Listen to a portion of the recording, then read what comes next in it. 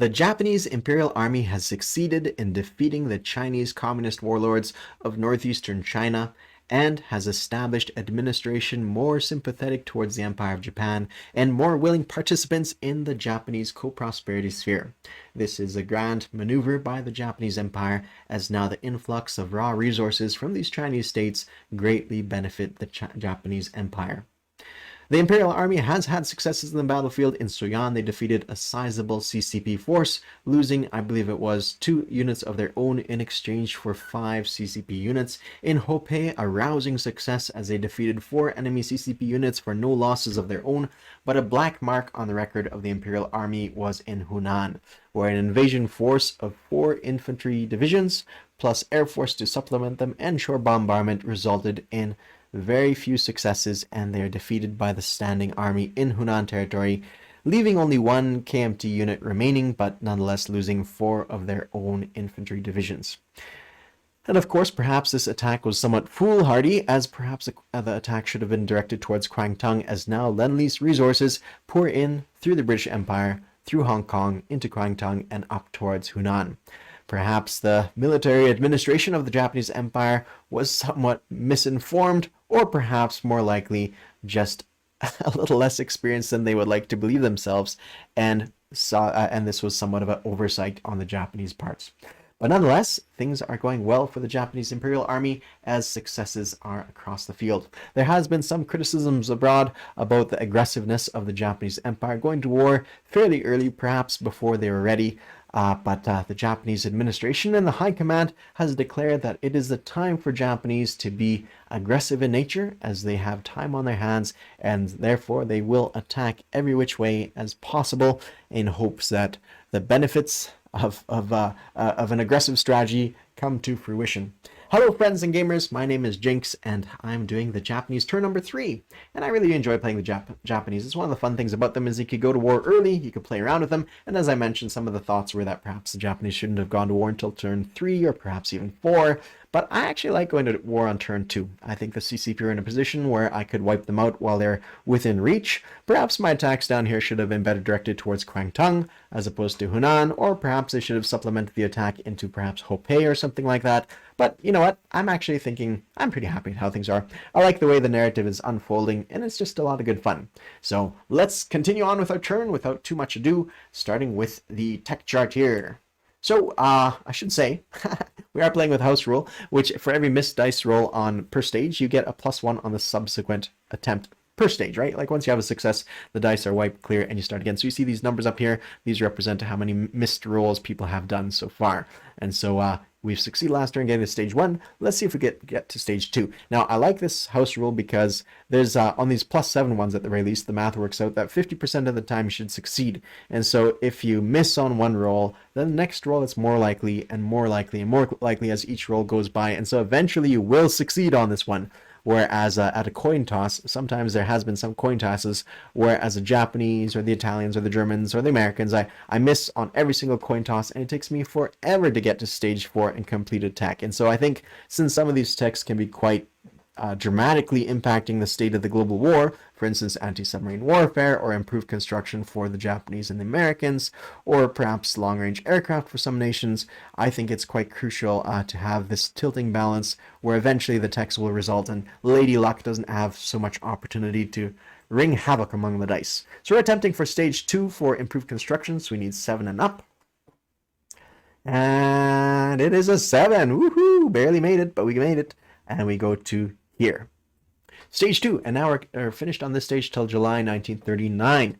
And now we could turn our attention to another tech. You know what? I actually forgot we upgraded our factory, and I do have another tech to roll. And that would be, let's go with long-range aircraft, and we need an 8 and up in this case. I forgot all about that. So here we have it. 8 and up, 8 and up. It's not great odds, and we got it. 12. So success on both dice rolls. Very happy about that. Very happy. And so far we've succeeded out of 3 out of 4 tech dice. Yeah, 3 out of 4 tech dice. That's not too bad. That's not bad odds at all. So over 50% is always good. Now we turn our attention to the production. Now we have 27 because we do get our wartime bonus while we are war. Let's see here. Also available when not at war with a major power. So we do get our tech here for possession of some Chinese territories. That means we have 27 bucks to spend, 3 for infantry, 1 for cavalry, 2 marines, and 2 militia, leaving us with 0 left over. Boom. Now we go to combat movements. All right, so we are going to be aggressive. I know I'll be judged heavily and harshly for all this, but I do enjoy being aggressive while I have time. From Suyan, mountain infantry and regular infantry. From Korea, we're sending in 2 fighters to participate in this attack against Shenxi, which has 2 militia. So it's going to be a bit of a fight. They have 4 pips. We have 15 pips. So you know what? I think we got this one in the bag. We'll likely lose 1 dude, but overall, we'll probably get him taken off the board. Next up, we're going to go from Biping. 1 cavalry is going to come to Shantung. Now, the way with the wartime bonuses, even if I lose this cavalry worth 3 bucks, I'll get it back from Shantung because I get the wartime bonus as well. So, yoo-hoo! And that way we'll be captured. Likewise, we're going to send from Hainan Island, we're going to send to Nanking and capture Nanking, because there's no opposition, no defense in this territory, and likewise we would gain that back just from the sheer cost of increasing our income. Now, of course, I do need to move a transport for this one, and I will do so now. I'll move this, that's not a transport. This transport here will come to this sea zone and drop them off, and that's about it. Nothing too much else to add about that. Boom. Yeah. Okay, and now a final attack into Kwangtung. Now we are sending in 2 battleships. You know what? I'm going to actually organize this one here. 2 battleships. There's 6 infantry going in there, or 6 infantry types. So that's going to be 2 battleships, a battlecruiser, 3 heavy cruisers, and I'm going to send in these 2 carriers with the tactical bombers on board as well. And we're also going to send in a transport too. And yeah, I think that'll be about it. Yep, that's about it for our attacks. And I know this transport's still in this spot, but I'm going to keep these separate. Okay, so we're going to send in, I'm going to just leave those tactical bombers there. They're going into the fight. So are these 2 fighters here in Formosa Island going into the fight too. And as for land forces, hold on. I do need this transport. And I need another one. 3 transports are going in because we're bringing in a sizable contingent of units. 4 transports in total are going in. We're going to send in from Hope 1 marine and 3 infantry into Kwangtung. From Kyushu, we're sending in 2 marines, and I do believe everything here can reach 1, 2, 3. Yeah, it all should be able to reach one way or another. We're also sending in from Biping and from Rihi 2 cavalry, which people might be utterly gobsmacked by that fact. But maybe I underestimate people's thoughts. But we want some little staying power. And I know they can't participate in the first round, but nonetheless, we still want to do it.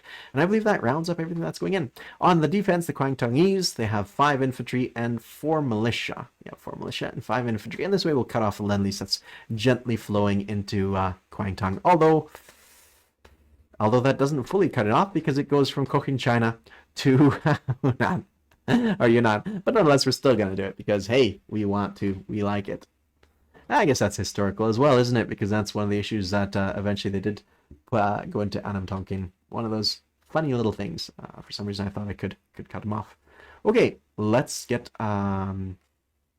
looking here. I think that's it. I think that is it for our combat moves. Let's start with our attack in Shenxi. So like I said, mountain infantry. I want to double check we are recording. Yeah. Mountain infantry rolling at 2, regular infantry at 1, and 2 fighters at 6s. The fighters have 2 movement points left. I'm not going to roll them yet. I'm going to set aside a couple dice here for the militia so we can see what they are. And I'm going to roll it all together because that makes things fun. Remember, red is militia. The militia rolling at 2s. Hey, they got 1 hit. On our end of things, we have 1 hit by aircraft, and that is it. So the militia can put a feather in their cap and consider that a success. That was a 5. So we lose our regular infantry, and they lose 1 militia. Let's take off the dice that succeeded. Why not? Haha. Rolling again. That's a 3 that time for the militia. And we rolled a 2, so that means we take them off the board, and we capture the territory of Shenxi. So they rolled above average. They only had a 33% chance of success. And so I think they can pat themselves on the back at a job well done in the defense of Shenxi. And of course, costing us a unit. This exposes our forces here to a nice sizable attack. I'm not too terribly concerned though. This will be a lot of back and forth, I think. a lot of back and forth, I think, back and forth as we deal things, and I suspect they're not only going to make an attack in Shenxi, but also in Suyan. But I'm, again, not terribly worried by the whole situation. Okay, we have our aircraft here. I think we're going to land them in Biping. That way we're ready for the subsequent round of whatever we want to do. Yeah, I think that's it. Yep, that's it on that one. And now we do an attack over in Kwangtung with our forces, and we've lined up our forces ready to go. First of all, we have our 2 battleships rolling orange dice here. Then we have our battle cruiser rolling this dirty blonde. And then we have 3 heavy cruisers. Okay. Now, I should cover this here. All right. Shore bombardment, we have about 16 pips. We expect 1.25 hits. All right. So let's see if we succeed in that one. I like doing math because then people are like, oh, yeah, I got dice. It's like, yeah, maybe. I think we got only 1 hit that time. That's 11, 8, 9. Yeah, 1 hit from our battleship. So yeah, not 1.25, but 1. So basically on the money. We could say we undershot perhaps. So I'm gonna update this because I want to show how average we got. What did I write? Did I write a +1? It's supposed to be equals. Equals. No, equals 1. There we go. Equals 1. All right, now we go to round 1 proper. So we're going to take off 1 militia and 1 dice. Now, on round 1, we expect 3 1/3 hits. So let's see if we get someone accurate in that one. I'm going to delete our dice there for our extra stuff. Our shore bombardment, I mean. There's our aircraft and 6 of these puppies. 5, 6. Throw that here. All right. Let's see what we roll. I always block the mic. I have it over on my left, and I always tend to block it. Okay, I think we did pretty all right. I think one of our units hit. So one of our air units. There's a 1 here. So that's 1. Okay, let me use this thing here. So this one here, first strike. Nope. Air superiority. Nope. Target selection. I believe tactical bomber at 3 or less, we have 1 target selection. And 1 regular hit. From our tactical bombers. From our fighters, we have 1 hit. And then from our infantry going in, we have 1 hit as well. So a total of 4 hits. So 3 1/3 if you match up with that 25. So, you know, we scored above. Above. Which is grand. We got 4 hits. Okay, good. And now let's see what the defense is. I gotta scooch this all together. Yep. Okay, the defense on their part at 1, 2, 3, 4, 5. 1, 2, 3. I don't know why I'm doing it this way. I don't know why I don't grab it off the board already, but okay, the defense should have 2 hits and 13. Of course, this is their double casualty round, so if they score 4 hits, we will be screaming because we only got 2 Marines. And I think they only score 1 hit. Oh, no, that's 2 hits. 2 hits right there. 2 hits! So we took off 2 Marines. 2 hits. And let's see. So they scored exactly what we suspected. 2 hits. Alright, and on our end, we scored 3 regulars. 1, 2, 3. And 1 of these puppies here. So that's a total of 4, leaving them with 4 units left over. And they scored 2 on us, and we have to take off our Marines. So we're going to just simply go delete, delete. And on their end, 1, 2, 3, and 1 of these. So they have 4 dice left over. All right, that changes the equation a little bit later on. I'm not going to adjust it here because that would be too time consuming.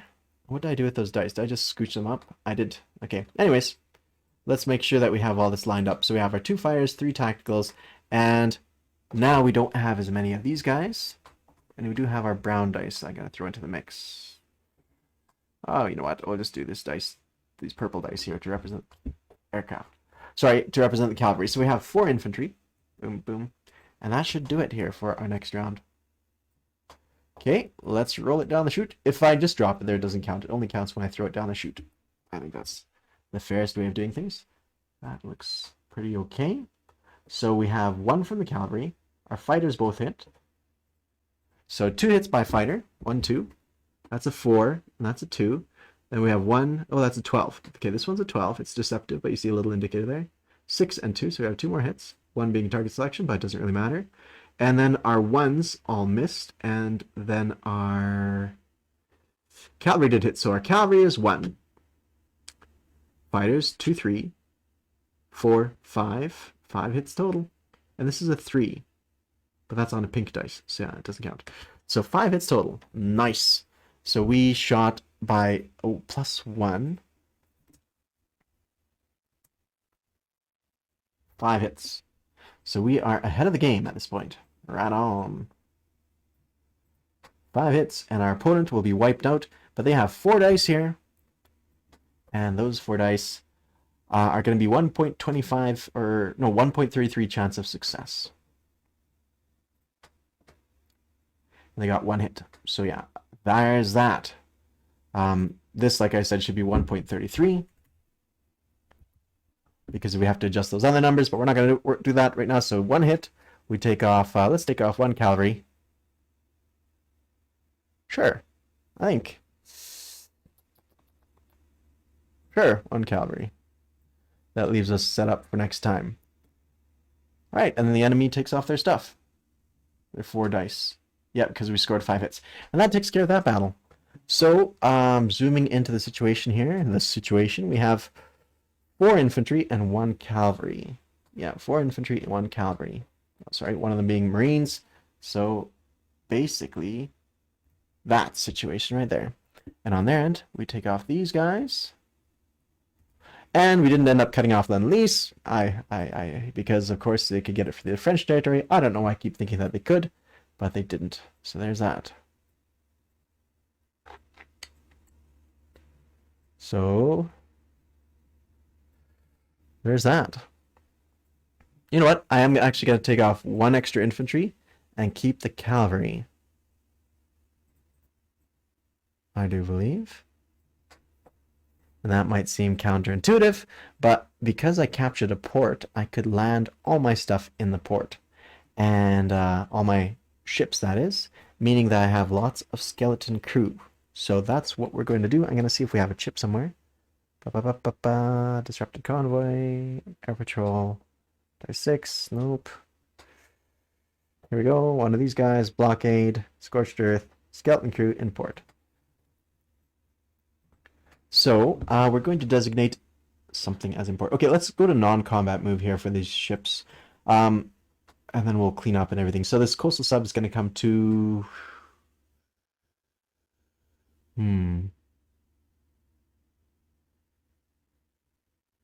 Coastal sub going to come to P50, I think.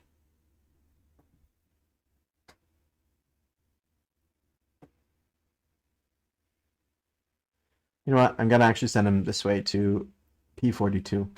I feel like we'll need them deeper in the Pacific than they will other spots. Yeah, I think so. And this one here in the sea zone is going to go from P43 to the Caroline Islands. And that's essentially where we're going to keep them. I think. I didn't really formulate a plan with them. Okay, so our fleet number 6, I'm going to move down here.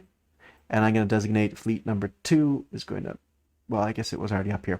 Okay, we'll organize things as we go here momentarily. This guy has to stay up there, of course. Fleet number 6, and we're going to move some stuff into port. So we have a destroyer, light cruiser, and these guys are going to come up to here, into P14. That way, if things change, we can keep that port blockaded. And then we have 2 of these torpedo boat destroyers. We're going to move them to the sea zone here, which is going to be this one with number 2. 2 force.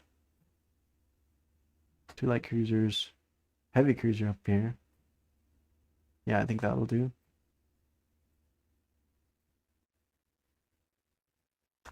And I think these 3 these submarines are going to head into other directions. I think we're going to send them out to Caroline Islands. 1, 2, yeah, we can go up here. I need to build a submarine base or something. That way we have nice range for these ships. Okay. And then the rest of them, I'm actually going to keep this heavy cruiser and destroyer. we are going to leave them. It doesn't really matter if we blockade or not. I was thinking we could. Yeah, I was thinking we could, but it doesn't really matter ultimately. Because they're probably not going to take that one back. Ah, whatever. We're going to leave them here in P41. I'll cover it with my opponents later on about what's where. But yeah, okay. Okay, this is what we'll do for simplicity. 2 is going to be designated as import. Import in Kwangtung. So here we have it. That's going to be in Kwangtung. These 3 are going to stay out here in the C zone. We're going to have import. Actually, we'll do it vice versa. These 2 are going to be out there. This is going to be import, and these ships are going to be import as well. There we have it. That works. Okay. So P6 will be there, and then I don't know where the other token is for the fleet. Where did I put it now? Dang it. Oh well, here it is. That's going to be designated as import in Kwangtung in case they're attacked, which I highly doubt at this point. I had debated putting them in Nanking, and that would be hilarious if I did because, well, anyways, maybe it wouldn't be hilarious, but it'd be fun. But then the risk is that they would send the entirety of their force into Nanking, and that could be very devastating to my fleet if they manage to win, which I don't suspect they would because they have 9 units going into this territory, 10 if you, oh no, we can't count, 9 units going to this territory, and I guess I can't go into that port anyways because that would require a move. Anyways, all good, all good. All right, I believe that is it. Now we go to place unit phase. Did we roll for Siam? I believe we did. We roll, and now we place units.